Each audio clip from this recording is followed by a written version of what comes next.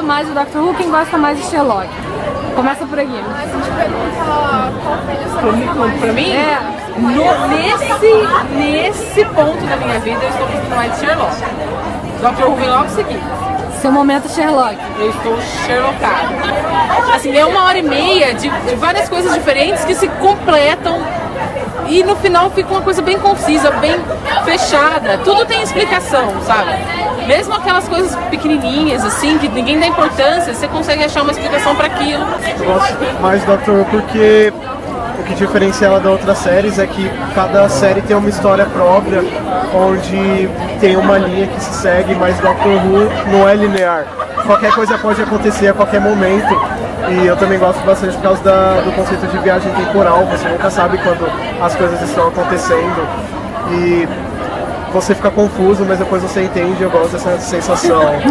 Acho que a mitologia dele é muito forte. Então, assim, ele conseguiu criar toda essa história, todo esse universo.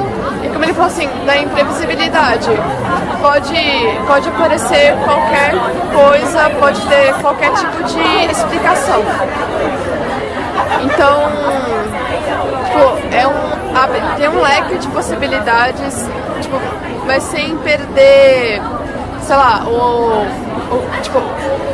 coração da série. Acho isso muito interessante.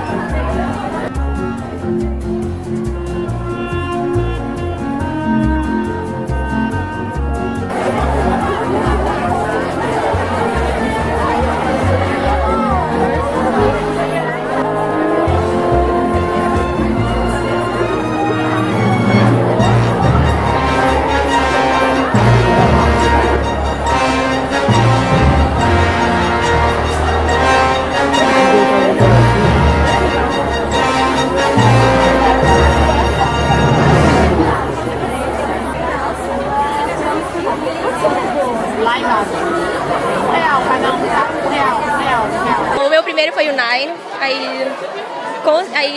eu fui na ordem realmente.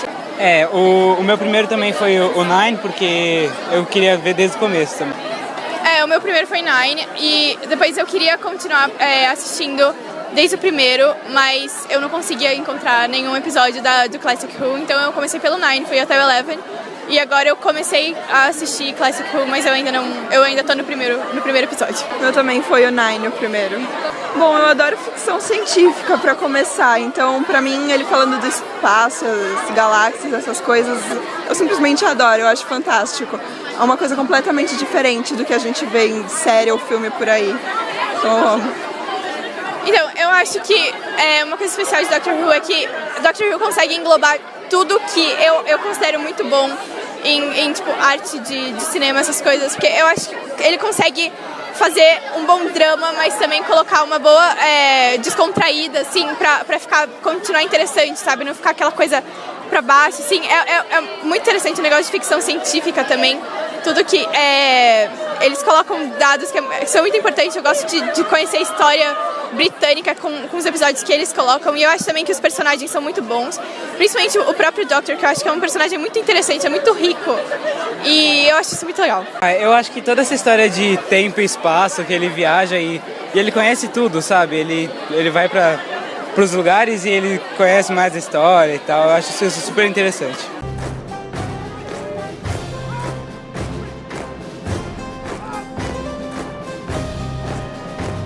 O blog do John, primeiro, e as mensagens, quando eles escrevem as mensagens que eles mandam um pro outro, eu acho isso muito legal, mostrando eles teclando eu acho muito legal. Principalmente aquela parte de Sign of Free, que o Sherlock tá escrevendo com uma mão só. Gente, o que é isso? Eu quero fazer isso também. Sim, o mais legal foi que eles pegaram a história, eles pegaram os personagens e transferiram completamente pra era moderna, mas sem mudar a essência dos personagens, sabe? E a história também, os episódios, cada história também pegaram de lá e colocaram na era moderna. Eu achei isso muito legal. Eu acho que eles conseguem fazer essa transferência de modo muito, muito fiel. Eles mantêm totalmente a essência dos episódios. Eles conseguem manter exatamente a história, só que passando de uma forma muito certa, na minha opinião, pro moderno, que eu acho que fica muito interessante isso, a habilidade que eles têm para conseguir transferir de uma forma tão certa, sabe? Eu acho que a coisa mais legal é essa transferência, a essência que eles deixam, e também quando eles fazem referência a séries antigas, os livros e tudo mais, eu acho muito legal. O Mycroft, eu adoro aquele cara. Então eu acho que ele também é um personagem muito incrível. Eu adoro no começo, que ele tem uma chegada meio fria pro Sherlock e no começo, como não falaram que era ele, eu sinceramente pensei que aquele fosse o Moriarty, conhecendo as histórias antigas. E eu achei muito interessante esse plot twist que fizeram pra mostrarem pra gente que aquele é, na verdade, o irmão do Sherlock, entendeu? E eu adoro o Mycroft porque ele é um pouco frio, mas ele tem um amor pelo Sherlock que é muito profundo. E que quando chega em posições extremas, ele ama o Sherlock tipo, com tudo da vida dele, entendeu? Por exemplo, no último episódio que saiu, que ele fica desesperado no helicóptero, aquilo pra mim foi muito tocante, eu acho incrível. O Mycroft é realmente um personagem muito, muito rico, muito bonito. Eu gosto dessa ideia do Mycroft também ter essas coisas de dedução, que nem o Sherlock, entendeu? Eu acho que isso é muito legal. Eu acho ele um personagem assim muito frio, mas quando se trata de gente que ele ama, ele é muito legal. E o amor dele pelo Sherlock é muito visível, apesar dele ser frio. Bom, eu acho que é mais ou menos a mesma coisa, mas assim, eu achei genial, porque mostra que o Sherlock, ele fala que ele não precisa de ajuda, mas tipo, ele sempre tem alguma ajuda externa, entendeu? Eu acho que a ajuda do irmão mais velho eu achei muito legal. Eu vou usar outro exemplo de His Last Ball, que quando ele tá morrendo, a pessoa que aparece pra ajudar ele a não morrer é o Mycroft. Então eu acho isso muito importante, porque fala que sempre é o irmão que ajuda ele e não é as outras pessoas de fora, é sempre... Então o sangue é muito importante pro Sherlock, então eu acho isso lindo. Os Holmes Brothers são muito, muito fantásticos, ambos. Tão inteligentes que eu fico assim meio, meu Deus, como assim? Como que a inteligência foi para duas pessoas da mesma família?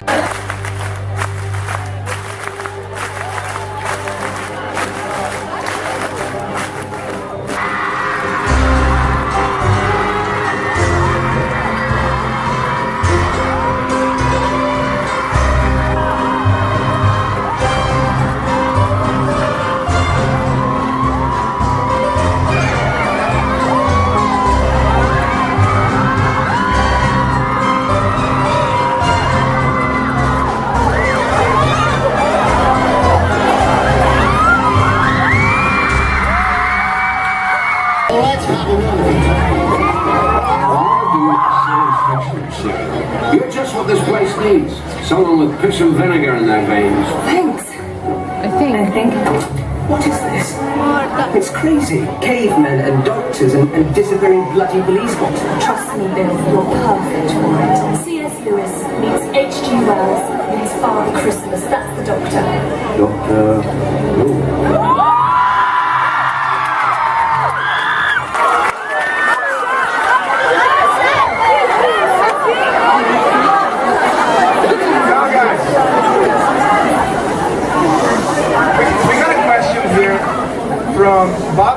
Gatiss, Tauler Ribeiro.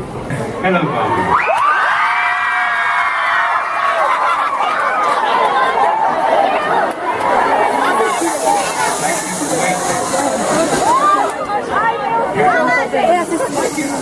An adventure in space and time. By going back to the origins of Doctor Who, speak very strongly about legacy and how a person's actions can influence a generation to come. What kind of legacy do you think your work on television will leave behind? Evil.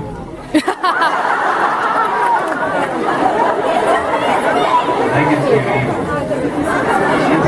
Discontent, unhappiness. Cruz credo. Oh well, that's not for me to say. I just think I've always tried to make the things that I like to watch myself. I put an awful lot of passion into them, and I'm very lucky to be in a position to be able to do that. And that to me is all the legacy you can have. All the advertising you ever need to do is good work. Someone once told me, I think that's very true. So if I leave any kind of legacy when I die, when I'm 188, then it'll be that. I think it's just, I just want to do good stuff, and people like it, and that's wonderful.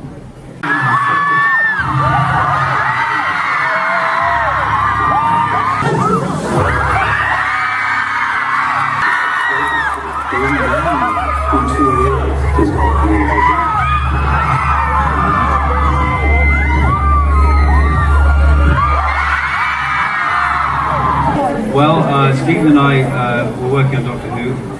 We've been friends for years, and we always ended up getting the same train together.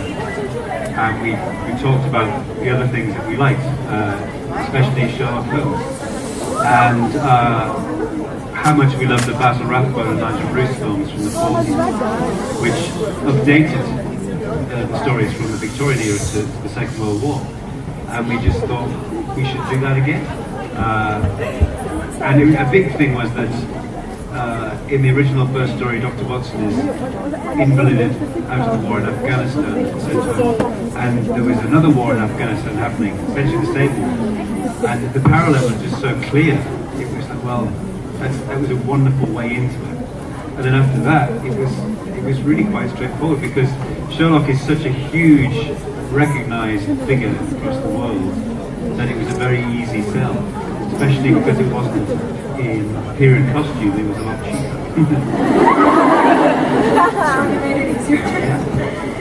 Now I have a question from a fan who sent by the Facebook of Livraria Cultura. She's called Lara Azevedo. Is she here? Lara Azevedo. Maybe she's not here. Maybe she couldn't make it. Is that you, Lara Azevedo? Lara Azevedo. Maybe she couldn't make it because maybe she was surprised.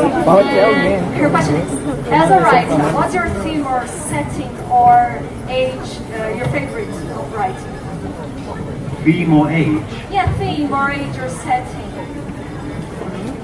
Well, I like doing things in the past. I like history. I do lots of Doctor Who. And I suppose my favourite era is the Edwardian era, turn of the century. I like that. Theme, I don't know. Perhaps terror. Terror. Bad things happening. Funny and terrible things. No, actually, you're right. My favourite things are ghost stories of anything. I love ghost stories. So bringing that aspect into almost everything is the most fun. I've just written and directed a ghost story for BBC, which I loved. So I'd love to do some more of those. The question is from Ricardo Andrade. I think it's a normal name, so is Ricardo Andrade here? Ricardo Andrade? No? So, the question is, how do you pick up the script from Doctor Who episodes and also Sherlock? And if you already take an idea from the fan to use in a script, like you wrote a script for Sherlock or Doctor Who, in an event like this? Well, I'll address that straight away. I'm not allowed to, because there is a very healthy and growing industry in people suing writers. I know J.K. Rowling.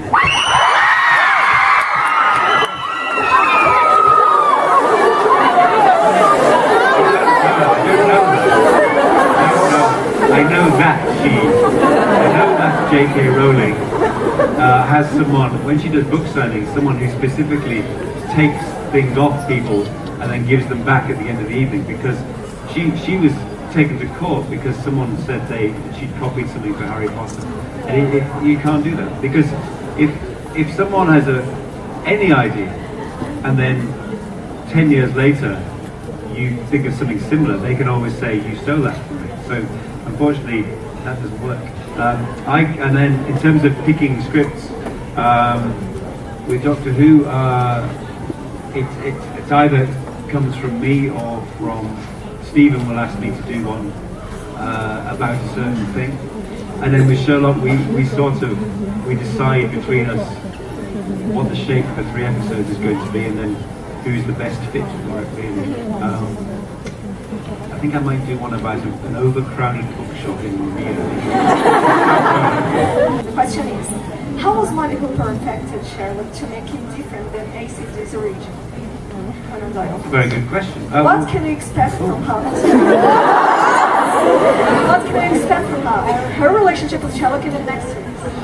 Oh, well, Molly is a character who's not in the original story, and she was just going to be a one-scene character, but Luke really, who plays the part, was so good that we immediately started thinking of new stuff for her. She's affected Sherlock because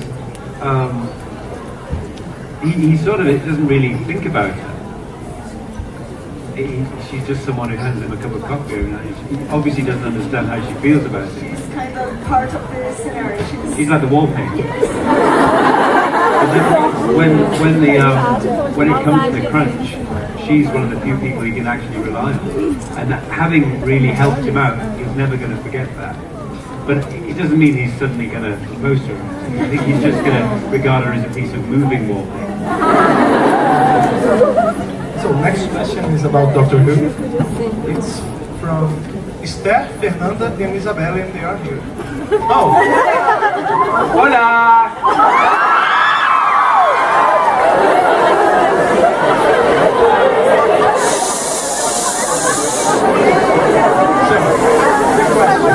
Another question? Yeah. What do you think or expect Peter Capaldi will bring for the new for his new role as Scottish?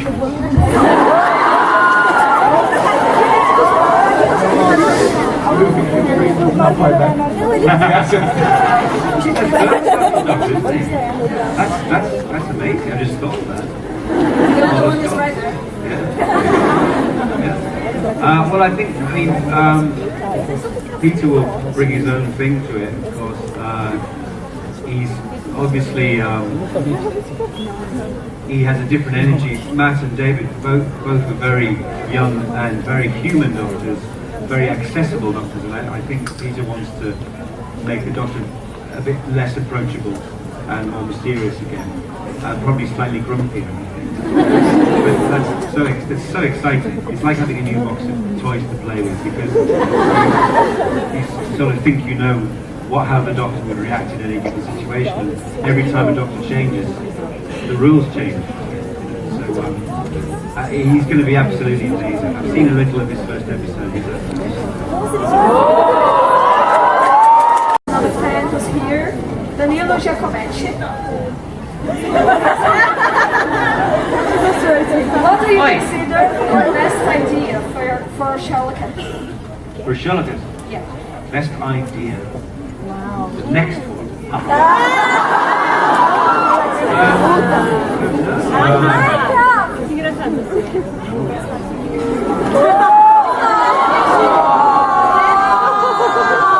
Very flattering on my waistline. I don't know.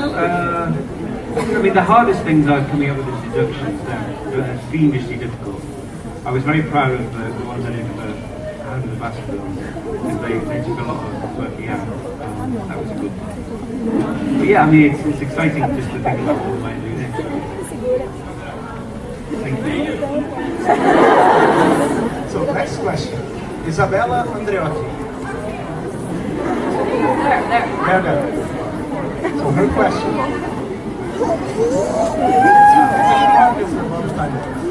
Considering the Time Lords are back, would it be able or possible for the Doctor to travel between parallel universes? If so, would it be possible to us to have a whole crossover?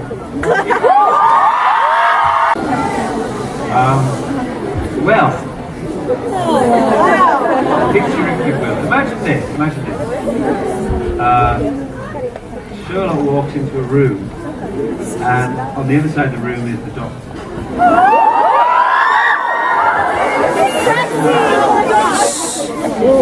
Imagine the, I don't know, 5 minutes of exquisitely scripted, very funny banter between them. Then what? Then you'd never have a question like this to ask again, and everyone would be very disappointed.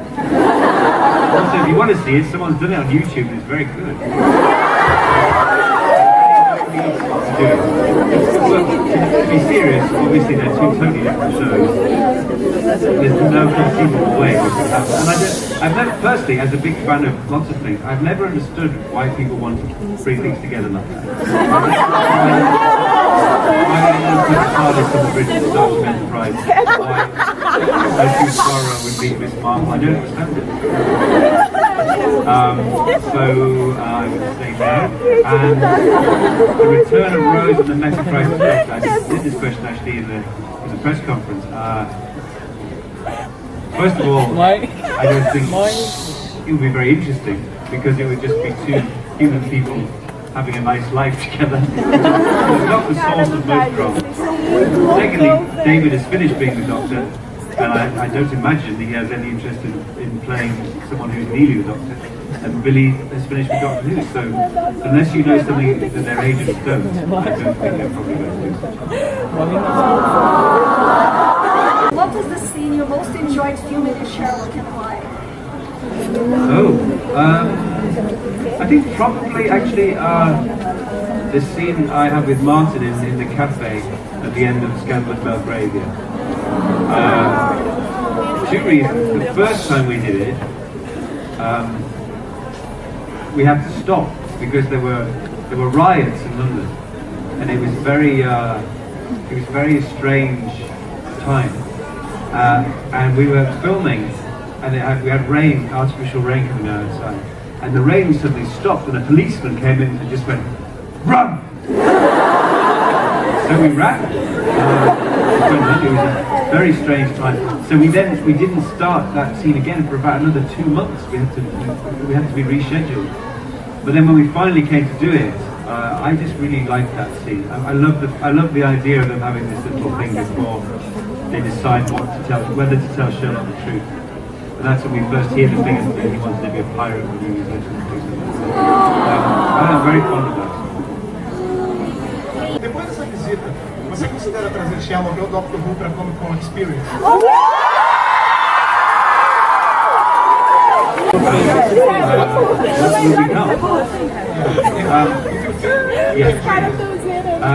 Well, I don't know. I hope so.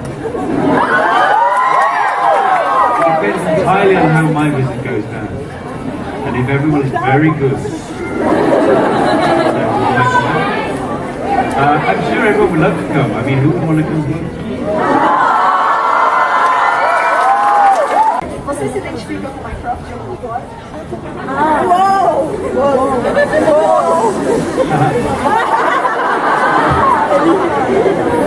Yeah. Yay! You like cake? Dress then. Very nice bottom.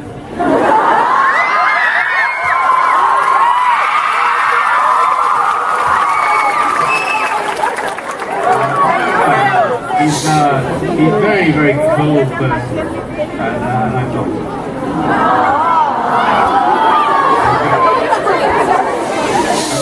I'm very fond of the character. I wish I had some of his power. I suddenly feel very comfortable. That's a small step on the road to power. Voilà. Qual o seu favorito de Sir Arthur Conan Doyle? Ai, meu Deus.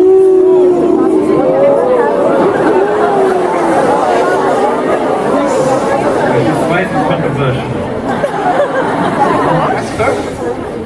My favourite is the Bruce Partington plans, which I used a bit of in The Great Game. I also love the Red-Headed League very much. I love it. It's a very odd and unusual story called The Yellow Face, which I want to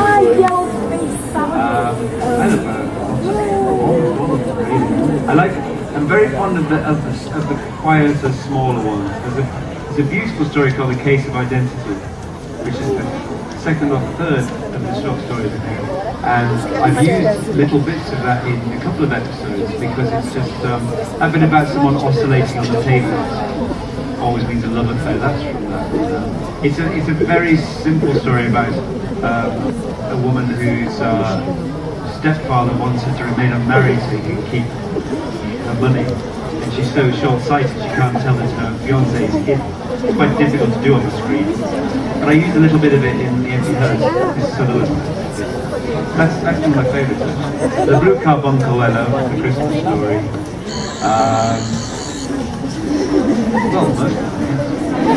But the Bruce Partington plans is always, I love that one, it's fantastic. It's got submarine plans, it's got the tube, I love the London Underground, it's got a brilliant mystery. The man found dead on the lines and Sherlock works out that he was actually on top of the train, which is fantastic.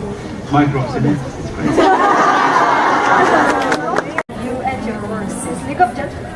I admire you as a producer, actor, and writer. My question is, how does not as a human being. My question is, how does it feel to write and act on a show so popular as Sherlock? And can you tell us some tips for the young writers present here? Yeah, is that it? Thanks. There's a thanks. Feels no, it's fantastic, of course it is.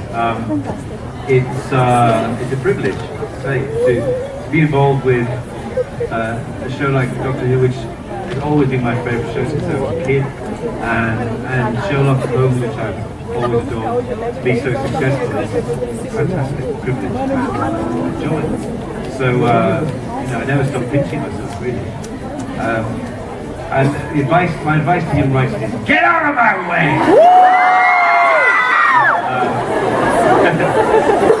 I think the only advice I ever really give to people is keep at it. It's very easy to get distracted because everyone has to earn a living. It's very easy to get downhearted because everyone gets rejected. I spent years and years and years and years before the League of Gentlemen really took off and opened doors to everything. So it's very easy to get downhearted. But if you believe in what you're doing and you put your heart and soul into it, I think it will get through eventually. Do you find more difficult to adapt Conan Doyle or Agatha Christie, and why? Well, I've done 3 Poirot episodes. I love Agatha Christie. They were all quite late books. I never got the chance to do one of the really, really great ones. So I think, and therefore I had to change quite a lot because they were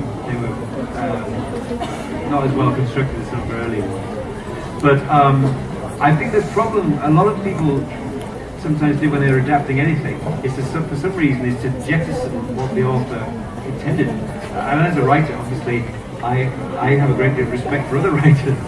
So I often find it quite odd. I remember in the first Agatha Christie I did, Catching on the Pigeons, the brilliant idea about it is there are two murderers.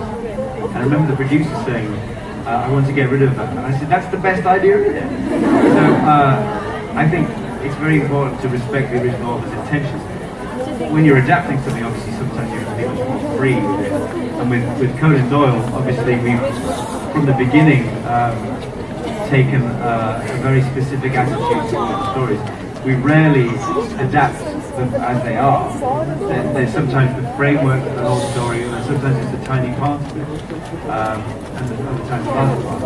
So, but I think the important thing always is to respect what the author had in mind and intended, even if you end up going in a quite different direction. Maybe Agatha Christie.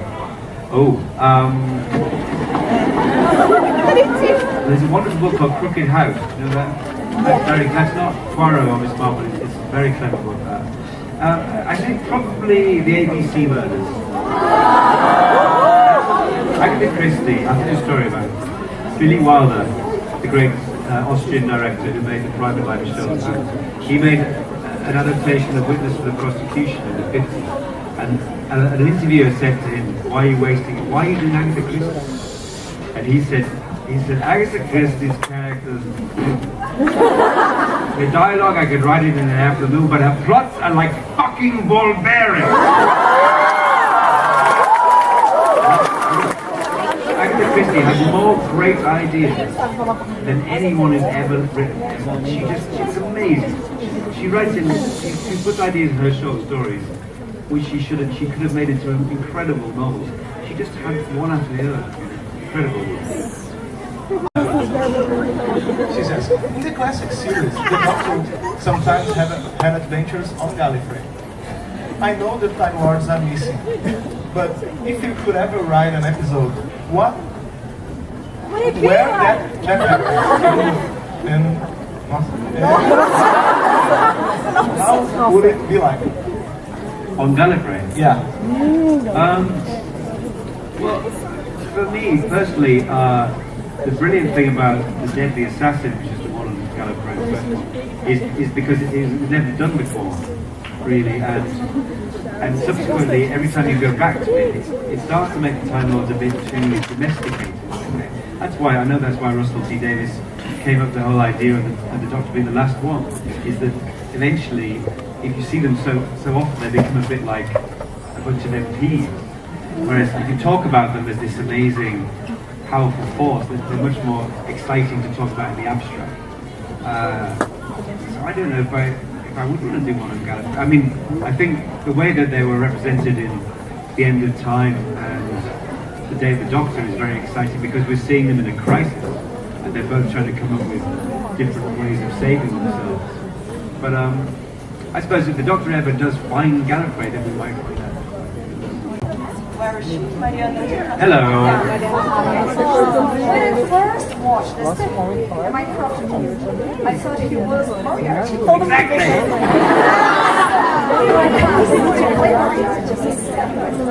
What would differ from Andrew's thoughts? What would you change? By the way, love you. Either way. It would be as good. You'd probably be less Irish, taller, but the same suit.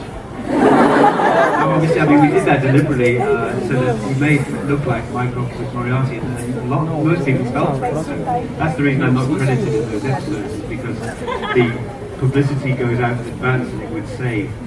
So I just did it.